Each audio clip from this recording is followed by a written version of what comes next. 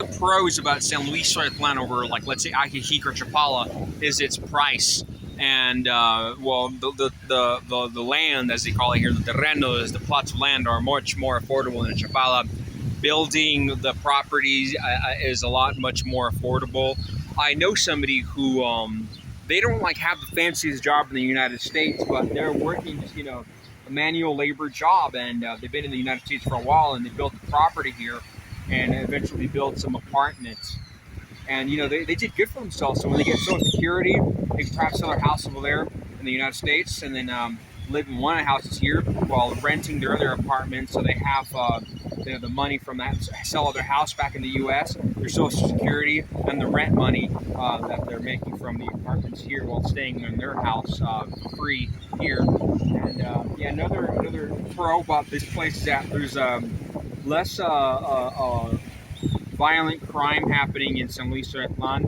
And the same as how unique in Chapala, there's less violent crime compared to other parts of Mexico. So it's a very chill place. For the most part, nothing's going to happen. It's a very calm place. I mean, a lot of gringos and Canadians, Americans, yeah, Americans and gringos are the same, but they move around the small towns in around Chapala just because the weather is really good. It's a really nice environment. It's affordable compared to the United States, but Chapala is way much more expensive. But there's pros and cons. I mean, if you have like a $1 million net worth, and if you want a bigger place, like more restaurants, more things to do, perhaps going to Chapala is a better option. But properties there will set you back in the hundreds of thousands of dollars. Although I've heard people, like, let's say in the Chapala area, they go deep into the mountains, like not go away from like the lake, the downtown touristy area of Chapala. And basically, I've heard people like buying a plot of land and building a house for like $100,000, $200,000. And yeah. But I saw that house. Okay, it's $100,000 or $200,000. I think it was $120,000 that they built it for. And but you need a car to get to the town of Chapala, like downtown. But it's no longer as affordable as it used to be. But still, like, let's say you live in like Lake Tahoe, your fucking house is gonna be like $1 million. So it's much more affordable to even live in Chapala. Like, you have $1 million net worth. Me personally, I'd probably just buy a $400,000 house in Chapala, and maybe buy like a brand new Toyota Tacoma for like, I don't know, $40,000, $30-something thousand dollars, a base model, and gear up the whole house for like another 20 grand, electronics, refrigerators, etc. The whole entire thing. 20 grand, you can buy a lot here. Just basically have all your beds, everything already, your whole entire house decked out, and grass in the back of the house and whatnot. And then the other like $550,000 or over $500,000, I would probably put it in like a 60-40 portfolio, earning whatever it does. Like, that's what I would personally do.